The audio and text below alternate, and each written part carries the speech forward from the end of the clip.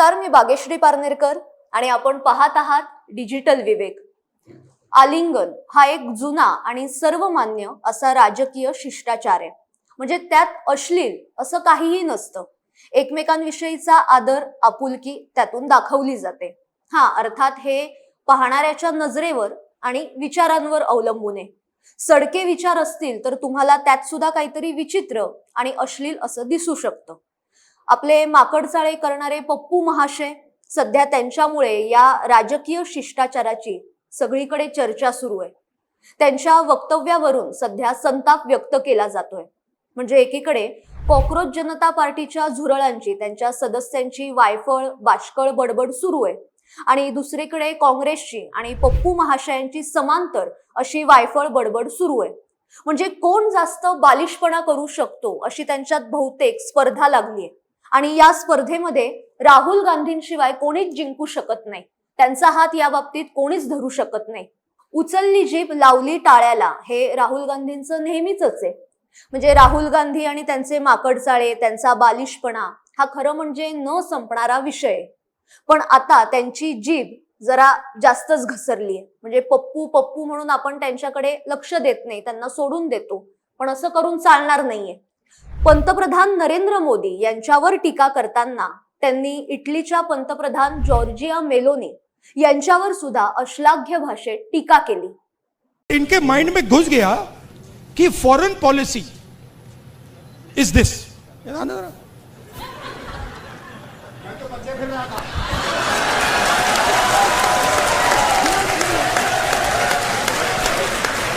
अब पता नहीं किसने डाला, कहां से घुसा कि भाई फॉरेन पॉलिसी का मतलब imagine the ignorance foreign policy. एक चीज पूछ सकता हूं? हाँ, मेलनी समझ के तो नहीं पकड़ा था? काँग्रेसचं नवी दिल्लीमध्ये राष्ट्रीय संमेलन होतं आणि त्या संमेलनात या पप्पू महाशयांनी अशा पद्धतीचं वक्तव्य केलेलं आहे। त्यांच्या या संमेलनाचं नाव काय होतं तर रचनात्मक काँग्रेस। वा, काँग्रेसची रचना कोणत्या दिशेने चाललीये हे कळतंय यावरून। काँग्रेसचं राष्ट्रीय संमेलन होतं ना, म्हणजे तुमच्या पक्षाविषयी तिथे चर्चा होणं अपेक्षित आहे।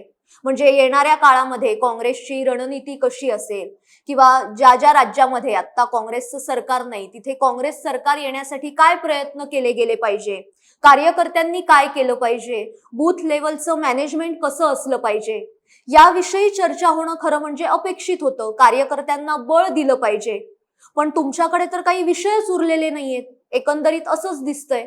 अहो, झारखंडचा किती महत्वाचा विषय आहे, म्हणजे तिथे आंदोलन सुरू आहे, विद्यार्थ्यांचे प्रश्न आहेत, राहुल गांधींना तिथले विद्यार्थी प्रश्न विचारतायत, तर त्यावर राहुल गांधींनी बोलणं अपेक्षित होतं। पण राहुल गांधींना वेगळ्याच कारणाने प्रकाश झोतात राहण्याची इच्छा आहे। त्यांच्या दृष्टीने देशातले विद्यार्थ्यांचे प्रश्न हे काही फार महत्वाचे नाहीये, त्या दृष्टीने त्यांचं काही गांभीर्य नाहीये, असं एकंदरीत या सगळ्यावरून दिसून आलं। स्वतःच्या पक्षाच्या कार्यक्रमात, राष्ट्रीय संमेलनात तुमचा विषय काय आहे तर पंतप्रधान नरेंद्र मोदी, त्यांची विदेश नीती आणि त्यावरची टीका। वा, पंतप्रधानांवर, त्यांच्या कामावर किंवा त्यांच्या परराष्ट्र नीतीवर तुम्ही बोला ना, तुम्ही टीका करा। विरोधी पक्षनेता म्हणून तुमचा तो अधिकार आहे, तुम्ही बोललं पाहिजे। आता सगळेच सरकारचे निर्णय हे बरोबर असतात असं नाही। तुम्ही तर विरोधी पक्ष नेते आहात, त्यामुळे तुम्हाला काही गोष्टी खटकू शकतात, तुम्हाला पटणार नाही, त्यावर तुम्ही बोलणं अपेक्षित आहे। पण अभ्यास करून टीका करण्याचा अधिकार आहे म्हणून वैयक्तिक पातळीवर अगदी खालच्या स्तरावर उतरून अश्लील भाषेत टीका करण्याचा अधिकार तुम्हाला कोणी दिला? विदेशी नेताओं को गले लगाना ही विदेश नीति असं म्हणत राहुल गांधींनी खिल्ली उडवली।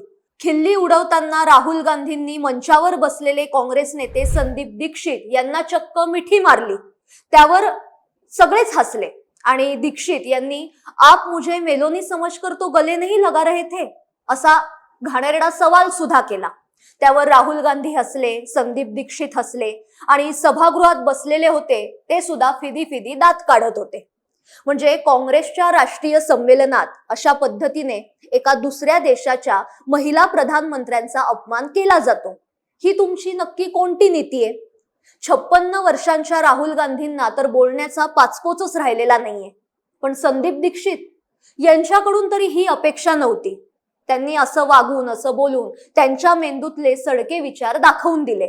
अहो, तुमची आई म्हणजे शीला दीक्षित या 3 वेळा दिल्लीच्या मुख्यमंत्री राहिलेल्या आहेत आणि तुमचे हे असे विचार. राहुल गांधी मात्र एक गोष्ट विसरले.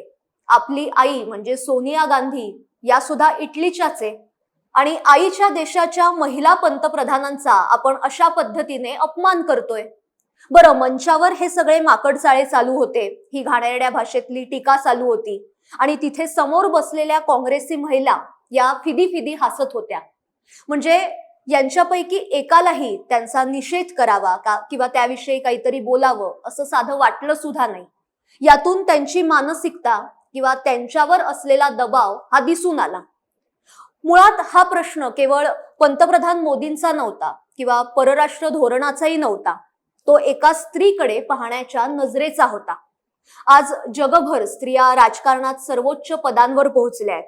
त्यांनी अनेक उद्योग उभे केलेत, प्रशासन चालवतायत, विज्ञान, तंत्रज्ञान, संरक्षण, न्यायव्यवस्था, व्यापार अशा प्रत्येक क्षेत्रात महिलांनी स्वतःचं वेगळं असं स्थान निर्माण केलंय. पण स्त्री कितीही मोठी झाली तरी तिच्या कर्तृत्वाऐवजी एखाद्या पुरुषाशी तिचं नातं जोडायचं, तिच्यावर टीका करायची ही मानसिकता काही संपलेली नाहीये. आणि तीच मानसिकता राहुल गांधींनी आणि काँग्रेसने आता दाखवून दिली. आणि मुळात नेत्यांमधला व्यक्तिगत विश्वास हा हस्तांदोलन किंवा आलिंगन यातून दाखवला जातो. तो काही वैयक्तिक भाग नसतो, तो परराष्ट्र धोरणाचा जुना भाग आहे.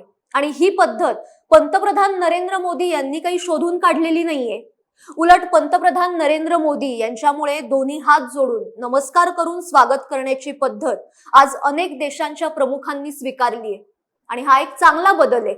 आजवर पंतप्रधान नरेंद्र मोदी यांनी त्यांची राजकीय मर्यादा कधीही ओलांडलेली नाहीये. पण कसं आहे ना, आपण चांगलं काही बघायचंच नाही हे काँग्रेसने ठरवलेलं आहे.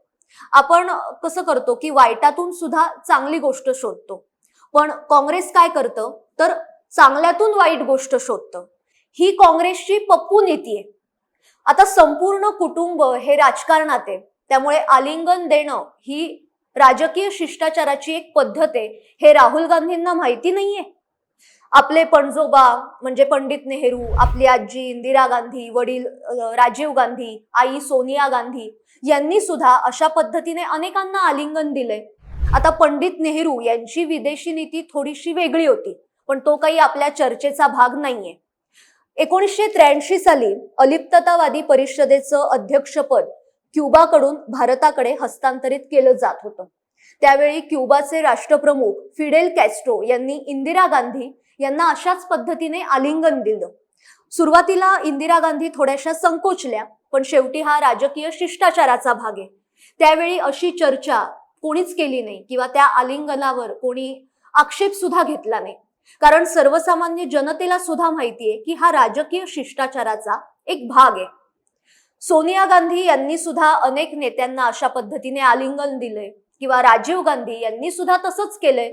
राहुल गांधी काय वेगळं करतात? म्हणजे स्वतःची ती काय भारत जोडो यात्रा काढली होती ना, त्यात सुद्धा ते सगळ्यांना आलिंगन देत सुटले होते. मग ती कोणती नीती होती? स्वतःचं ठेवायचं झाकून, दुसऱ्याचं बघायचं वाकून, अशी यांची अवस्था आहे. पंतप्रधानांच्या परराष्ट्र धोरणाची तुम्ही चिकित्सा करा किंवा त्यातल्या त्रुटी शोधून काढा, तो तुमचा अधिकारच नाही तर ते तुमचं कर्तव्य आहे. पण ते करत असताना एका दुसऱ्या देशाच्या महिला राष्ट्रप्रमुखाला विनोदात खेचणं किंवा त्यांच्यावर अश्लाघ्य भाषेत, अश्लील भाषेत टीका करणं हे तुम्हाला शोभत नाही. दुसरी गोष्ट राहिली ती पंतप्रधान नरेंद्र मोदी यांच्या परराष्ट्र धोरणाची. तर 12 वर्षात परराष्ट्र धोरण कसं बदललं, भारताची प्रतिमा कशी उंचावली, व्यापारी किंवा आर्थिक भागीदारी कशी वाढली, यावर एक वेगळा एपिसोड करावा लागेल. एकेकाळी याच काँग्रेसमध्ये विचारशील नेत्यांची फौज होती आणि त्याच काँग्रेसशी आज या पप्पू गँगने काय अवस्था करून ठेवली. माजी पंतप्रधान अटल बिहारी वाजपेयी यांचे एक खूप सुंदर वाक्य आहे, सत्ता का खेल तो चलेगा, सरकारें आएंगी जाएंगी, पार्टियां बनेंगी बिगड़ेंगी, मगर ये देश रहना चाहिए, इस देश का लोकतंत्र अमर रहना चाहिए. सत्ता का खेल तो चलेगा, सरकारें आएंगी जाएंगी, पार्टियां बनेंगी बिगड़ेंगी, मगर ये देश रहना चाहिए, इस देश का लोकतंत्र अमर रहना चाहिए। या एका वाक्यात राजकारणाची संपूर्ण मर्यादा आहे. अर्थात राहुल गांधी यांच्याकडून अशी अपेक्षा करणं हे चूकच आहे, हे आजवरचा त्यांचा इतिहास सांगतो. राजकीय शिष्टाचार, देशाची गरिमा राखणं म्हणजे काय असतं याचा आणि राहुल गांधी यांचा काहीही संबंध नाहीये, हे त्यांनी पुन्हा सिद्ध केलंय. काँग्रेसचं एकच धोरण आहे, ते म्हणजे पंतप्रधान नरेंद्र मोदींना, भाजपला बदनाम करायचं, विदेशी मंचावर जाऊन भारताची प्रतिमा खराब करायची, पुरावे नसताना काहीही बोलायचं, अफवा, भ्रम पसरवायचे, हे राहुल गांधी आणि काँग्रेसचं धोरण आहे. पप्पू महाशयांना काय वाटतं माहितीये का? पंतप्रधान नरेंद्र मोदी यांच्या वैयक्तिक दिनचर्येवर, त्यांच्या आयुष्यावर टीका केली की आपल्याकडे मतदार आकर्षित होतील आणि मग आपण या देशाचे सर्वात तरुण पंतप्रधान होऊ.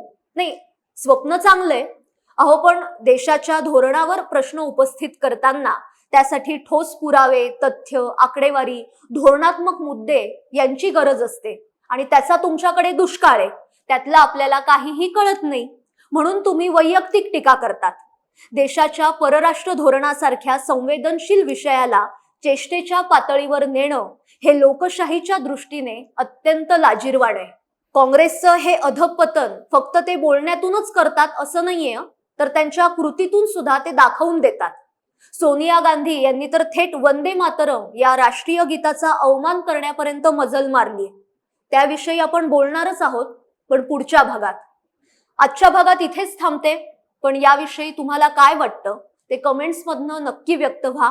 हा भाग जर तुम्हाला आवडला असेल तर जास्तीत जास्त लोकांपर्यंत नक्की पोहोचवा.